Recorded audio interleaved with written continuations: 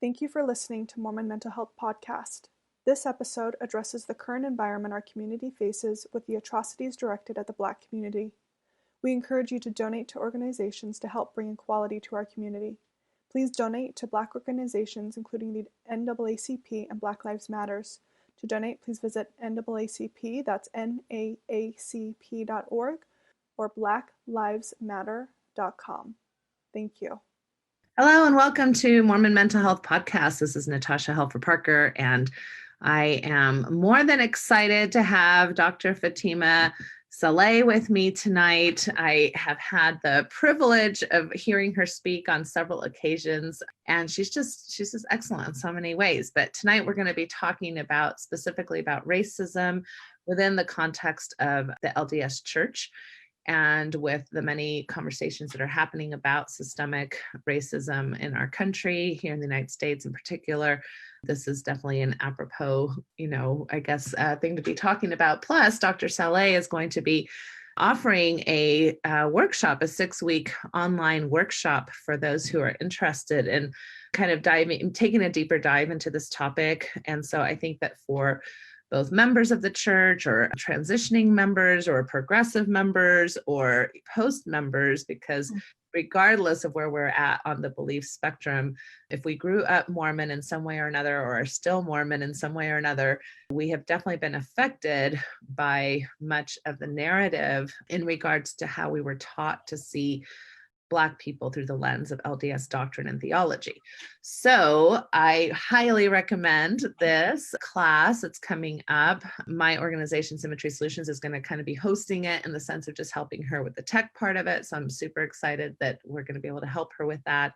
Yeah, so, and then just a quick thing that I try to always say at the beginning, for those of you who are listeners of Mormon Mental Health, we can't do this without your donation. So please, if you find this podcast valuable, please send a few bucks our way, because that helps with all the costs of websites and editing costs, and all the people I try to have help me, that I try to give them some levels of stipends to help support this podcast. And it takes about $5,000 a year to just do the bare minimum. And we barely make that every year. So just if you can send a few bucks our way, that would be great. If you can't, for some reason, financially support us, you can always support us by sharing the content, by, sharing different podcasts on social media, et cetera, or subscribing to our podcast, et cetera. All right. So with no further adu, Fatimah, is it okay if I call you Fatimah throughout the interview? Oh gosh, yes. Hi, welcome to the show. Thank you. Well, I'm so glad to have you. This has definitely been an interesting last few weeks in our country. So I guess the first thing I'd like to just give you an opportunity to share is just your own reaction, your own thoughts, your own well-being throughout this process as a Black American. So I'd like to just give you that opportunity. Wow. I don't think I have not cried. Let's see. I think I've cried every day for the last 2.5 weeks. And that's what grief does. It just hits you at these times. And I've learned in many ways to let grief have its way. So if I need to cry, if I'm doing dishes, walking around. One time I was coming back in the car and took my mask off because I was at Costco and my husband was driving, and I just started sobbing. And it just felt, it's a time of deep grief, whether it's the pandemic of COVID or the pandemic of racism in this country, and a lot of other oppressions that continue to just plague us as a country, as a people. Yeah, for sure. I mean, there was one bright ray of sunshine today, which was the Supreme Court ruling on not allowing for discrimination of LGBTQ folks. Yes. Got to celebrate that at least. Yes, and celebrate all of that. Like, I just feel like we need to celebrate all of that and what that means, especially with that Supreme Court. I'm like, what? It just feels really beautiful. It feels really good. And I feel like we needed some win to that was hopeful. And that was really beautiful. And then Juneteenth is coming up. And this being Pride Month, I just feel like there's hope on the horizon. I'm always weary with hope, but Yeah. Yeah, I think it's probably a sad fact, but I'm not sure that all of our audience members would know what Juneteenth is. Can you explain that? Sure. It's the holiday where we truly mark like the release from physical bondage of slavery for Black Americans in this country. The emancipation did one thing, but the day like literally that physical slavery, chattel slavery ended in America, and the way that it was is on Juneteenth as what we mark that day. So that's June 19th, if I'm correct. Yes. And so that's also something I'm looking forward to. And I know that Mormons and Black Mormons are gathering together to do some things during that day as well. So that's pretty exciting. So I'm grateful about that as well. Well, give us kind of an introduction of your maybe professional self first, as far as just what your background is, what you've studied, and how you come to kind of the work that you're currently involved in. And then of course, I'd also love to give you a chance to tell us a little bit about your more personal Mormon story yourself and where you come from, just as far as your background, familially and culturally. Wow. That is always, as always, my faith journey is one that I hold so dear to me. Professionally, what I do is I pastor pastors. So there's clergy, and I have a clientele of clergy, pastors of all different denominations, and I walk alongside them as they try to eke out and move within their ministry, which is probably, I came about that. I originally started and left Duke Divinity when I was working for them. I was working as an advisor and for students, and I created sort of a way that we could catch some of our students that were falling through and having at-risk students. And somewhere along the line at Duke Divinity, I felt suffocated. And so, which a lot of women and women of color, you get into institutions and it tends to not be able to it's not able to hold you well. It's actually really suffocating to live out your calling and live into your power. And so I told my husband who's white from Hiram, Utah, I'm like, I have a plan to start a business where I teach white churches about the racism they have in their theology. And I want to quit my paying job at Duke Divinity with all my benefits and go around and teach white churches about their racism. And he's like, that's your business plan? I'm like, I think this will work. So it was just like really zany idea. I think I just got, after I finished Duke Div, I just felt like white Christianity had not discussed its complicity in slavery, in Jim Crow. It had not discussed its duplicity in it, its hypocrisy in it, and it's how it was part and parcel of so much oppression in this country, especially racism, and perpetuating it through the theological and how it shapes God, and how harmful and if not spiritually abusive the church had really moved in America, hand in hand with keeping very much oppressive systems in place. And so I wanted to galvanize and decide that was my thing. And I started doing that. And then I started noticing that more and more clergy were asking me for one-on-one meeting time to how to move in their congregations in these ways. And that just developed and developed over time. And now I have a full plate, full of just all these clergy that I meet with one-on-one. I say I have the best job in the world. I meet with people who are deeply committed to loving God. And how do we do that in the religious realm? And how do we dismantle this mess from the inside of the church? So that's what I do. That's my day job. And it's been pretty powerful to do that kind of work.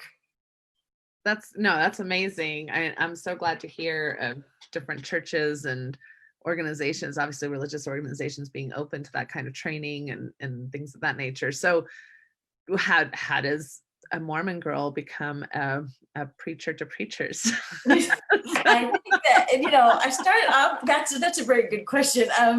I started off my life as a Muslim and hold that faith so close to me. It taught me some of the most beautiful things about God.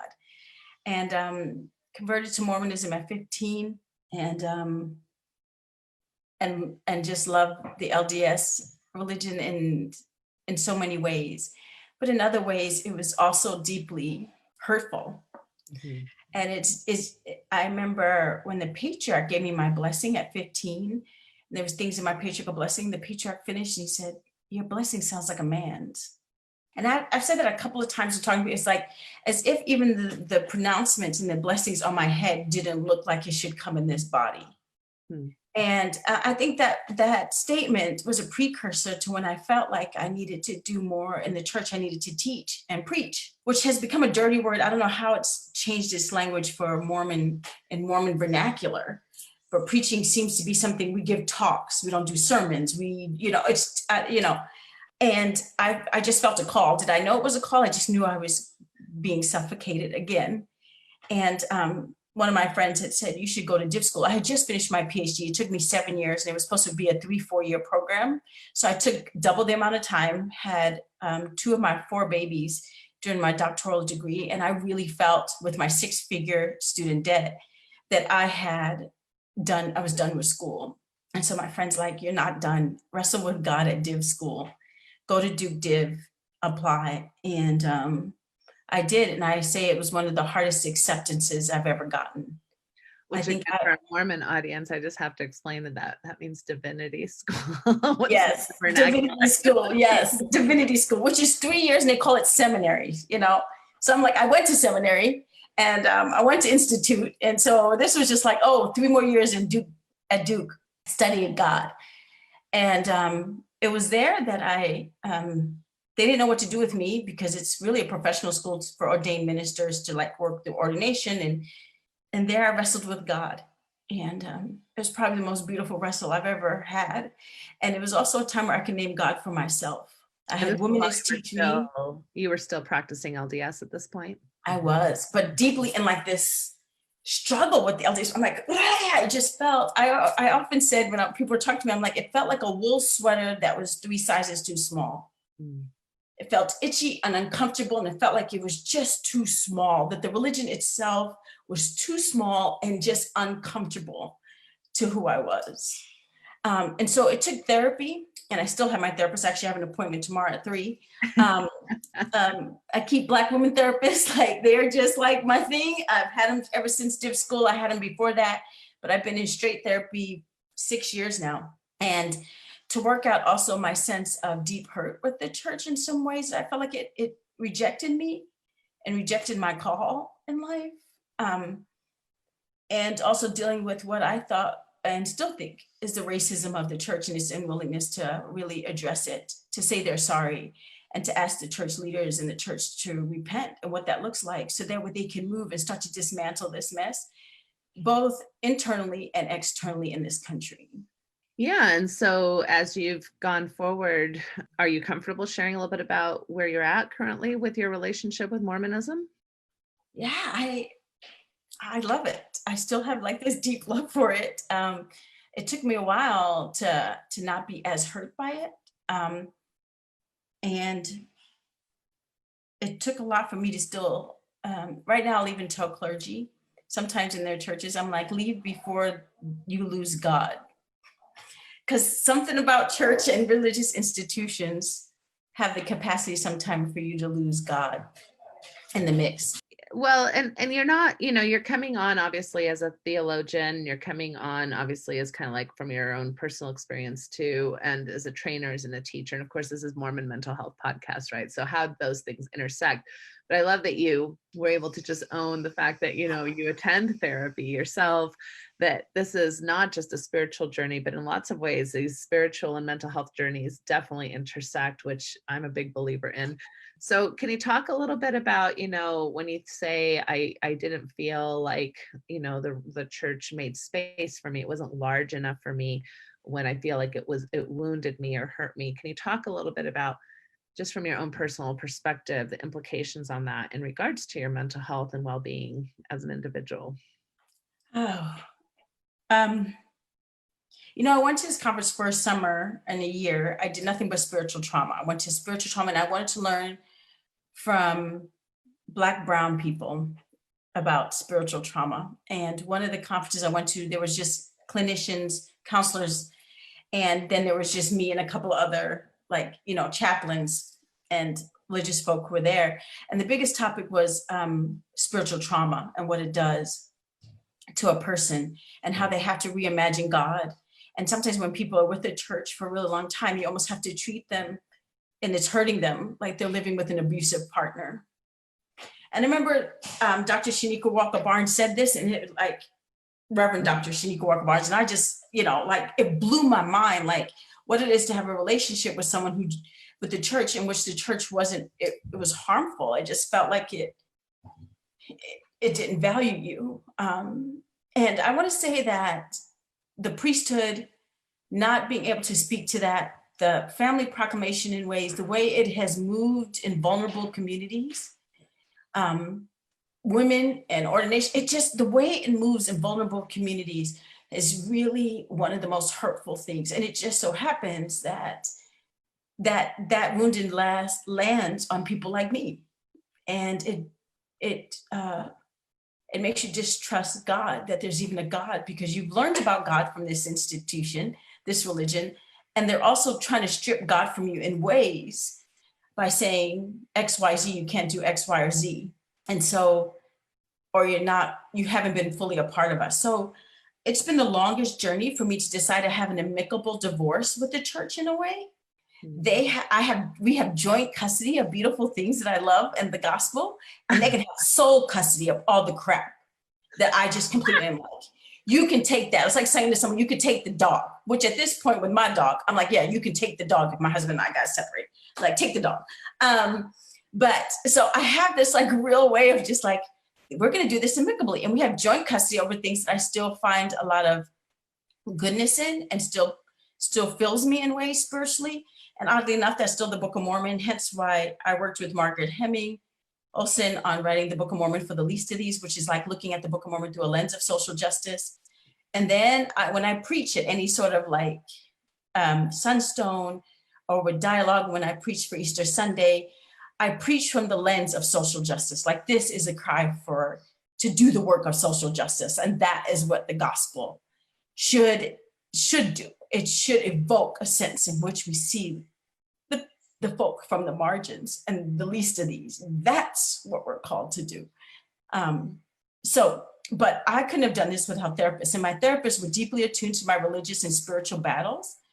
And we're like, okay, let's talk about religion. Let's talk about what it does and blah, blah, blah. And so I was so appreciative for the ability to like lay it on the line and wrestle with my deep hurt with the church. So when people ask me now, like, what do you think about the church? I'm like, some things I'm like, not so much. Other things I'm like, that's really beautiful. And I still have it in my life and I still take it with me. Deep service and how do we serve one another? Oh my gosh, that'll be with me the rest of my life. What it is to check on one another and to make sure that that's something that's intentional, that we look out for one another. That's, so, and I've done that with the Islam faith as well. And people ask, Gina Colvin always asks me like, how do you, and she always asks me that kind of way, and I'm all, I don't know, but it's taken so much therapy to get to this place where I feel like I'm not totally embittered, that I still have a God that I got to reimagine for myself, where I'm good. So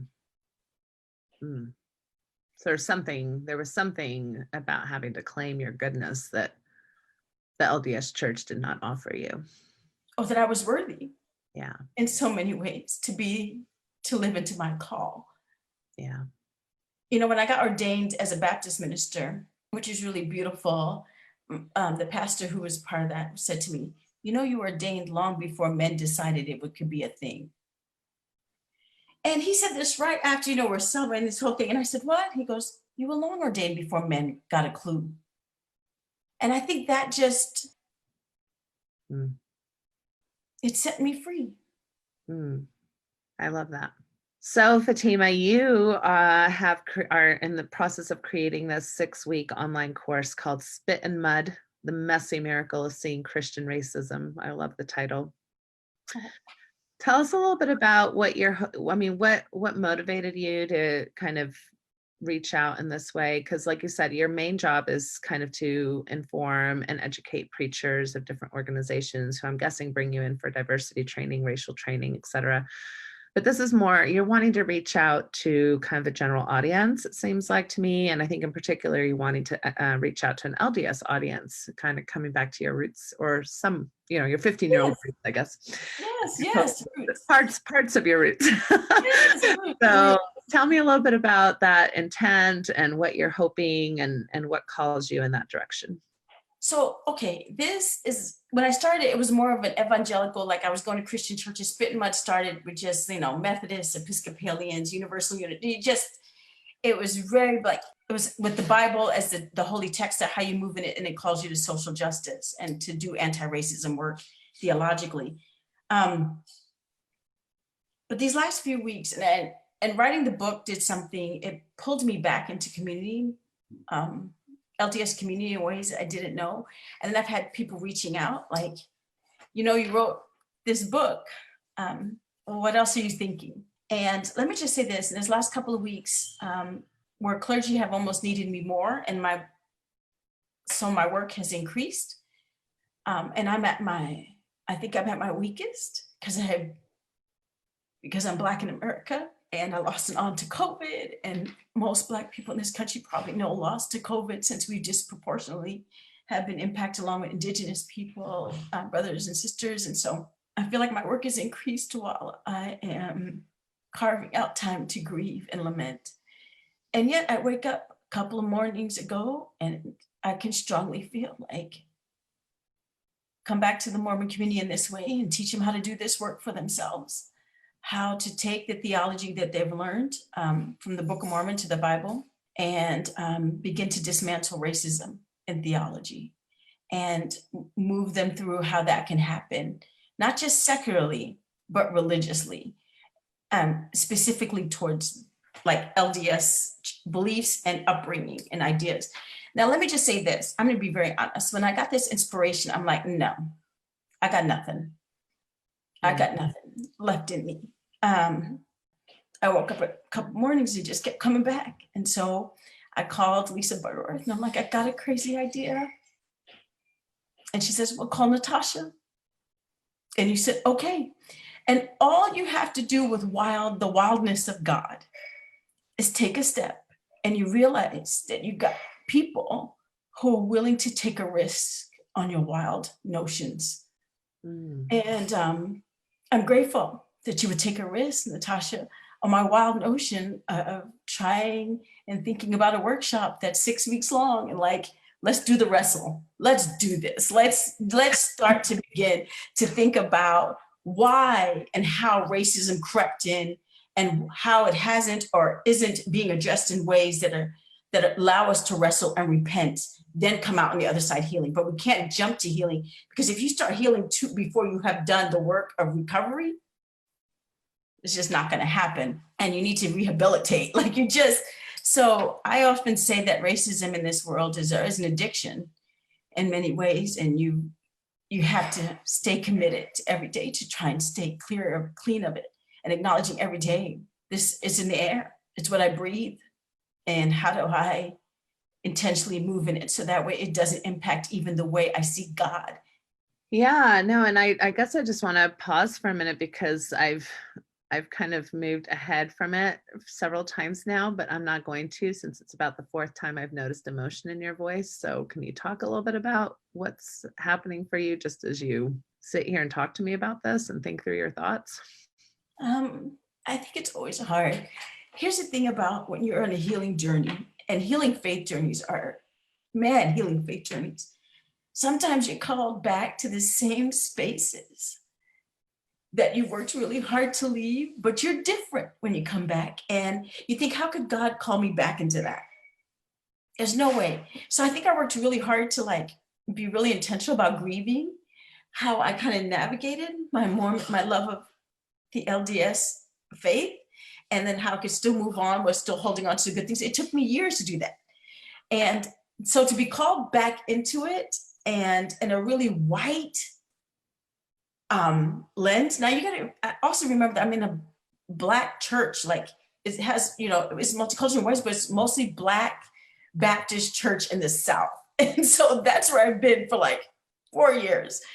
And so when things like Charlotte happened, and the killing of the 9 in church, when things like that happened, the church literally Black church knew how to hold, how to worship and praise and move into a grief and also a sense of galvanizing that was so crucial to me moving in that time. I always tell people, I don't know if I could have been at a white church and have them not address this mess, not think about it, not move in it, not say, how can we move and hold God in this time? And how does I believe convict us to do more? And so I think sometimes even going back to the Mormon church, I'm like, I'm going to have to deal with how white supremacy shows up in the Mormon church. Mm-hmm. And that, if that doesn't evoke an emotion in me to think about how to eradicate and help and move with folk, walk alongside them as they wrestle with that. Mm-hmm. Well, and this is where I think it's I think as white, primarily a white led, like you said, supremacy church, with with members who have great intentions. I think, in general, Mormon people are fairly nice, want to be nice anyway, type people.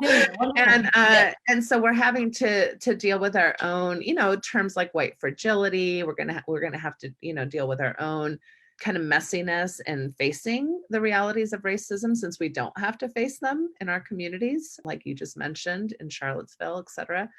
So I think what we are trying to understand very clearly is that it is our responsibility as white members to really do work here, not to just expect Black members to do the work for us or to educate us. And although you will be educating through offering this class, we better pay you for it. Does that, and all other Black educators, right? Or yes. It's not, you can't expect, like you're saying, people who've lived through spiritual trauma to, out of the goodness of their heart and volunteer work, come back to the abuser and, do the work. We have to do the work. So do you have any thoughts about that? The dilemmas between kind of like what you just mentioned about coming back to a community that in many ways blatantly hurt you and yet still serving us. And yet so many of the people I know and love are wonderful Latter-day Saints, and it still holds so much goodness for me, but it has its tendrils in white supremacy and in ways, and that's what we need to address. I mean, there's not a church is made up of humans. We're all going to have, my church, and we're struggling through our things. It's not this, oh my gosh, we have something that's wrong with us. You're the church. I guess I feel that I've said this often, whenever I do race education training stuff, my husband sometimes goes with me and we co-teach. So there's this white guy from Hiram and me, but I always say that anytime I move in race education, any anti-oppression education, that 1 hour there's almost 3 to 4 hours of my life. And that's how I in trying to convert time, because of the emotional labor and how much it takes to do that kind of work, is your 1 hour is actually, and I'm not even talking about prep and all that stuff. I'm talking about what it is to be fully present and work that's asking people to see another's humanity and what that humanity means, and how oppression has literally deprived them of their humanity, and how we are complicit in that, in any sense of oppression. And when you do that kind of work, it's extremely exhausting because it requires all of you. The physical, the spiritual, the emotional, the mental, it's all there, and it's all moving in that space. And so to think about that, I'm the emotional labor of this, the whole labor of it, is not just an hour and a half that I'm doing on Tuesday nights. It'll, once I finish, I always tell my husband, after I preach or do things like this, I have a literal emotional, spiritual hangover. Mm-hmm. I sit there and I'm and I literally zone out. I take a nap. I eat something sugary. It's literally I have a process of coming off of that amount of fatigue and letting myself rest. Yeah. And I hope that those who are listening can really hear that this is, a work of labor and love that you're offering, and that many others like you. I know I've just signed up for a class also by Misha McGriggs. She's doing a class, and there's others as well within our community. Yeah. It's a labor. It's very difficult work. It hits at a very personal level.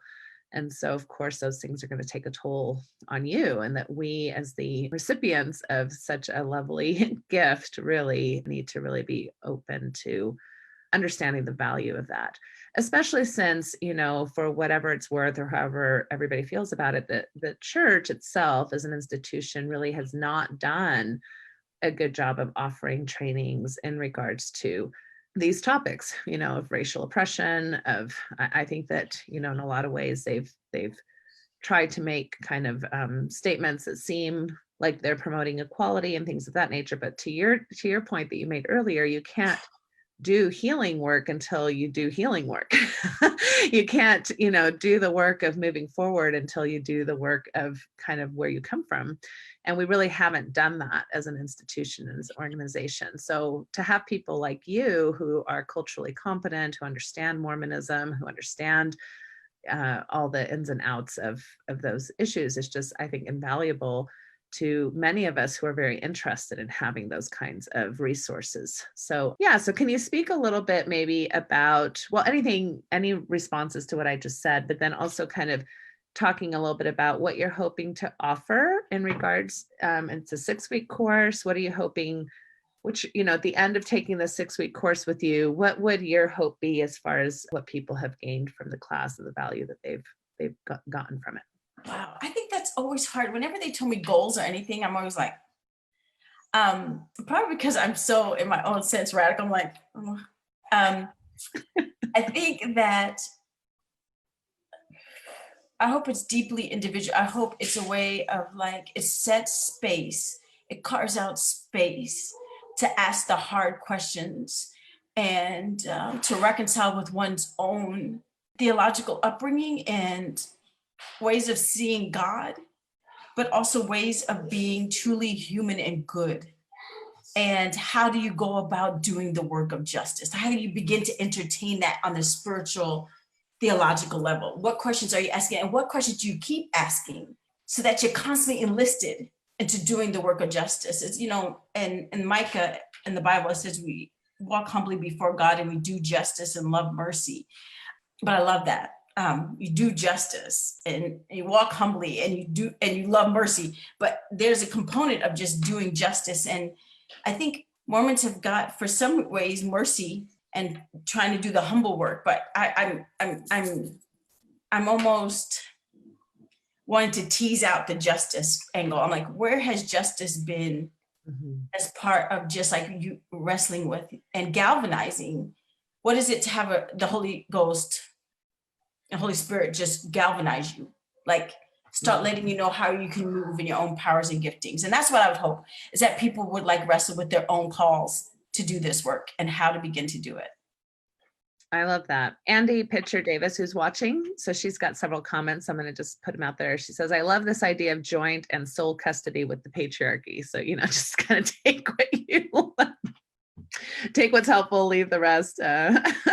She also says, thank you so much for sharing your vulnerability, Fatimah. How can I do more to help? I think that's a question, a lot of people have right now. And really what this course is kind of moving us towards is this idea of how do we, first of all, understand where we come from and why those have, why these issues exist, and then deal with our own kind of discomfort with that. I think as white people, a lot of times we love to say, but I'm not racist. And it's so much bigger than that, right? And we all are in many ways racist because we all participate in a racist system. And that's been a lot of what I've been trying to communicate these last few weeks through other podcasts and other things. It's just, you can't help but be racist when you benefit from a racially oppressive system. And that's not necessarily any one individual's fault, but we're all part of it. And we all have to be part of the solution.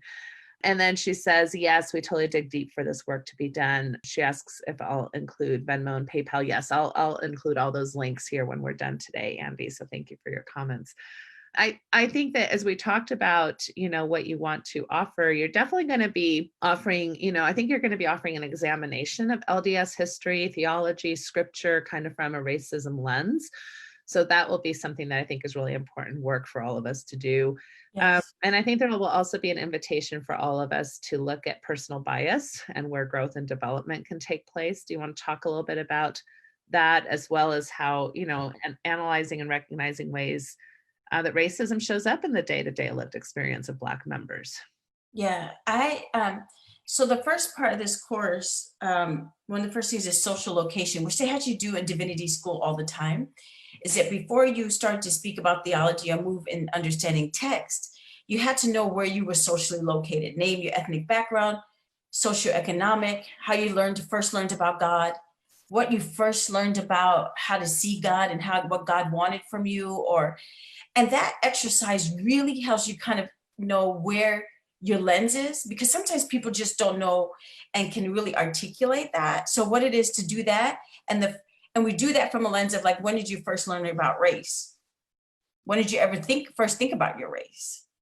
And where did you first learn about race, if ever, in the LDS religion? How did you first hear about it? How did you first think about it? And so the beginning of the course is really you doing the work with yourself first. It's really introspective. It's like building into, you've got to start thinking about how to examine and move and think about your life and how you've been taught racism, or how you start to picture and what your prejudices and how you learned certain things. And that's how the course begins. And then from there, we keep moving on. Like a part of it is confronting the letter from Birmingham jail. Why would Martin Luther King say that white Christian moderates are worse than the Ku Klux Klanners? And then we would go through parts of history, like what white Christians have always said to outside agitators and protesters, and used the vernacular and all about God and everything in there, but used it to really halt and really ask people to not fight for freedom and liberation. And we'll be doing a lot of liberation theology. So that means we'll be studying from theologians, both Latinx theologians, Black women theologians, who talk about what it is to move in liberation and to see the scriptures and how to move in your life in liberation.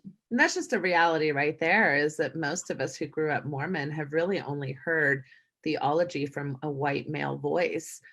Just hearing it even from a white female voice is oftentimes, like, wow, that's a female quote, much less, Black or people of color type of theology quote. So that in of itself will be new material that you're going to be offering to us. And then I think I really loved that your objectives for the course move from that space of personal development to utilizing the material to create spaces of safety in church, spiritual, familial, communities. A lot of times I think church starts in the family as far as just what you're teaching in your own home.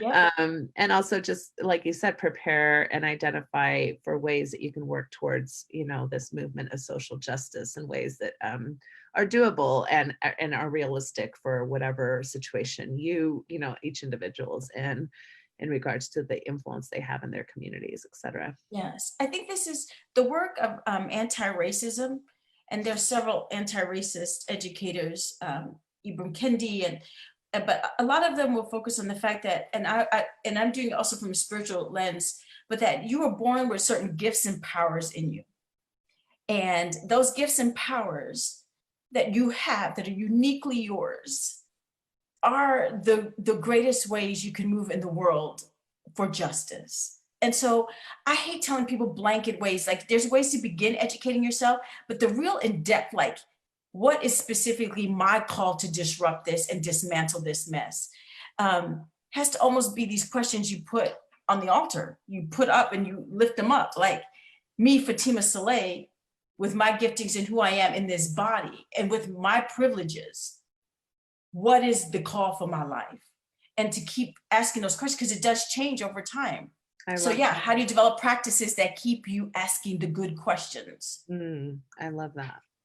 And I hope so. I'm going to just give you 3 different audiences because I want everybody to take this class from you. Yeah, me for everybody. I was like, some people are like, but you're a God speaker, right? So you're and that's beautiful and that's lovely. And I know that oftentimes in Mormon spectrum, we can be very quick to label something, I guess, applicable to us or not, depending on certain markers, right? So if you speak a certain language, if you like, if you're a believing Mormon, it's like, unless you're wearing garments and you're not drinking alcohol, I'm not sure I can trust you, right? Or if you're a progressive Mormon, right? If you're not standing up for gay rights, I don't know that I can trust you, right? If you're a post-Mormon and you're talking about God, I don't know that I can trust you. So we kind of come from this history of othering that most religious backgrounds come from. I think in Mormonism, we have a lot of these kind of markers, and we take those, we use different markers to decide whether or not something is applicable to me. So I'm just going to ask you 3 questions. So one is, why would a believing member of the Church of Jesus Christ of Latter-day Saints benefit from taking this course? And then I'll ask for each other segment of the population, I guess.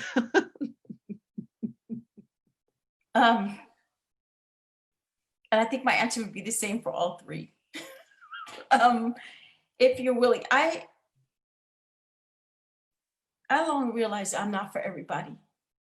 I'm not. The way I move with God, the way I see my faith journey, the way I've learned to be authentically me, broken, working on healing, still moving out of trauma sometimes. I'm not for everybody. And how I'm moving in the world may not be for you.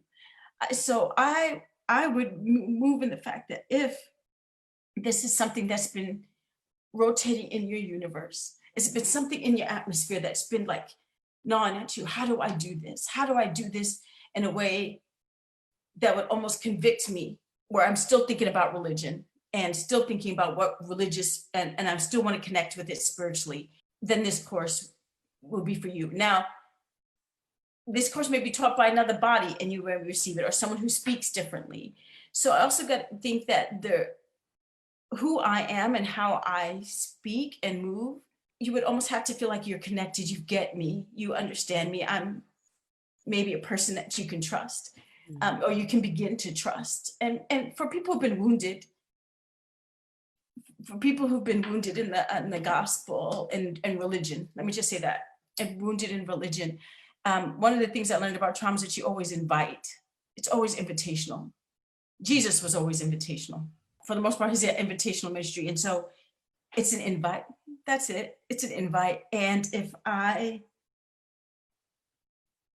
you feel like maybe you could learn from me, if you feel like maybe you want to carve out space and wrestle alongside me and have me wrestle alongside you and carve out some space, then let's do it. And I realize I'm not for everybody. Heaven knows there'll probably, but if you think that I may be a good wrestling partner to wrestle right beside you, to tap in, like when you're done wrestling, and we do this together, let's go. I love that. And I love that the answer is the same for all 3. So that's for progressive LDS folks and post LDS folks. The only thing I would add to that is that I know that throughout my journeys and being a mental health professional, especially within this, this space of spectrum of Mormonism, I do think that I have benefited greatly, and I have seen people benefit greatly when they're able to move beyond the language that they're comfortable with. In other words, that's where there's a certain level of discomfort that I think is necessary in growth. And when you stay stuck with only the spaces that feel super comfortable to you, you're limiting yourself. So I hope Fatimah totally resonates with everybody. I don't know how you can't resonate. I mean, I resonate with you. Because you like me, so right? We're going to. Right. So I'm just projecting. It's not everybody. It's not even my kids. Let's be honest. My teenagers don't resonate with me. So I'm not expecting this mass resonation with Fatimah. My own kids are like that. But I would encourage people to, both from especially the maybe more believing folks, to not be put off by, your Baptist language, by your different levels of connecting with the divine, which, is beautiful and oftentimes offers new perspectives, even in your own Mormon context. And for those, for maybe those who consider themselves atheist or agnostics and are post-Mormon, to really see the language of spirituality from a symbolic lens and to really be open to some of the concepts that are so beautiful in principle, whether they're literal to you or not, And so I think that those are ways that you can really benefit a wide array of Mormons. Because as you were telling me about the class, I was getting excited, like everybody needs to take this class, which is my own issue. So I'm glad we're keeping it more invitational. I'm more like a hater. Everybody take this class. And I so appreciate you saying that uncomfortability part, I think being a woman of color in this country, I've always been uncomfortable in many ways. And so uncomfortability, my goal for 2020, one of my things, I didn't have a goal because after a mission, I'm like, there's too many goals in my life. There were too many goals. So one of my things was to settle into the unsettling. And man, has 2020 been unsettling. Mm-hmm. But that I have learned to just kind of settle in to the unprecedented and the uncertainty, that once I relinquish a part of that, I'm able to grow and learn and mature in ways that, I believe in a wild and untamed God. I do. And I think when we start to tame that God and restrain the divine, we miss out on all the ways that God is wild and beautiful. And I say to follow God is an extreme sport. You'll be jumping off cliffs and out of, helicopters and whatever, and hoping and praying for a safe landing. But that, uncomfortability, settle in. I will never claim that this course is going to make you comfortable. I hope it doesn't. I'm really doing my best to sell this. Can you tell? You're going to be uncomfortable.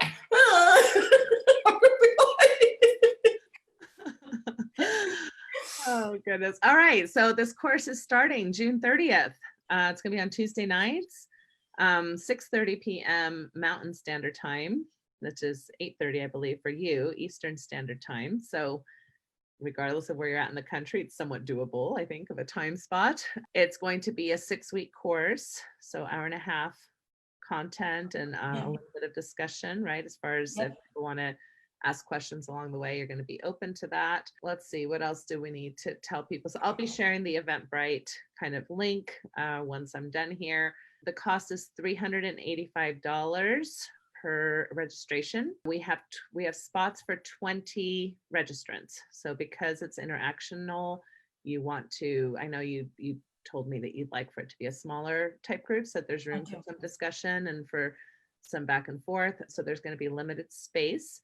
Depending on how this goes, you may or may not offer this course again, but we're not promising that. We'll see how it goes the first time around. So if you want to participate, I'm just saying, sign up. You are having a few spots for scholarship donation, depending on if somebody can't afford to take the class. And of course, if anybody wants to support another person taking the class, we will accept donations for that. If somebody wants to sign up and can afford to, offer registration for another person, that of course is always welcome. So those are is there anything else you want to share about that? There will be, I think you said an electronic workshop manual, right? So there'll be some exercises and supporting materials with the class. And I am just super excited to, offer the tech support for this project for you.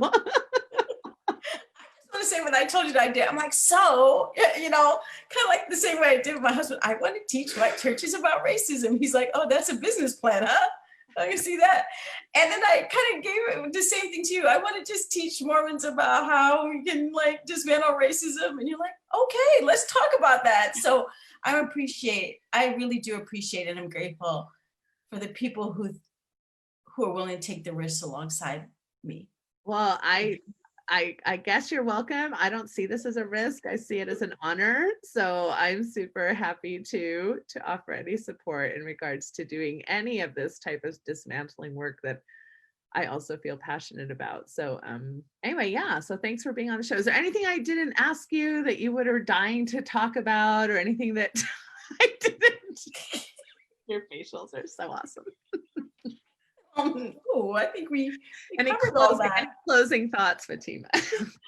My closing thoughts are, I'm grateful to be doing this the first time around and to think about it. And I invite you into this space if this is a time and a season where it feels right to engage these questions for you in the church. And regardless if you take it or not, I hope and move in the world that we can all move our power to make this world better for one another in really beautiful ways. And I am really grateful to be doing this work in my life. It feels good. It feels right. And I just feel honored that I get to do things like this with my life. That's wonderful, Fatimah. Well, I'm so glad for you. And I hope that those who are listening will consider the invitation to join you. I can just see so many people benefiting from this, whether you're an ecclesiastical leader currently in the church and trying to manage some of these conflicts in your own congregations, whether you're somebody who's trying to learn how to teach things to your children and, in your own homes, or whether you're post-Mormon and wanting to heal from some of the racial issues that we all grew up with as far as theology is concerned, et cetera. So there's just so many ways I think that this will be a helpful asset and resource to add to the many voices out there that I hope that we can continue to put forth, Black voices that need to be heard. So many amazing, educated, smart, spiritual, amazing people that, that we need more access to. So you're one of them, Fatimah, and I'm super glad to support you in your work. Thank you. Thank you so much for being with us tonight. Again, if you're a Mormon Mental Health subscriber or listener, please consider a donation to the podcast. That every little bit helps. Please consider sharing these programs and these resources with those in your circles. That's one way that you can help us spread the word. And I hope everybody has a great evening. Take care.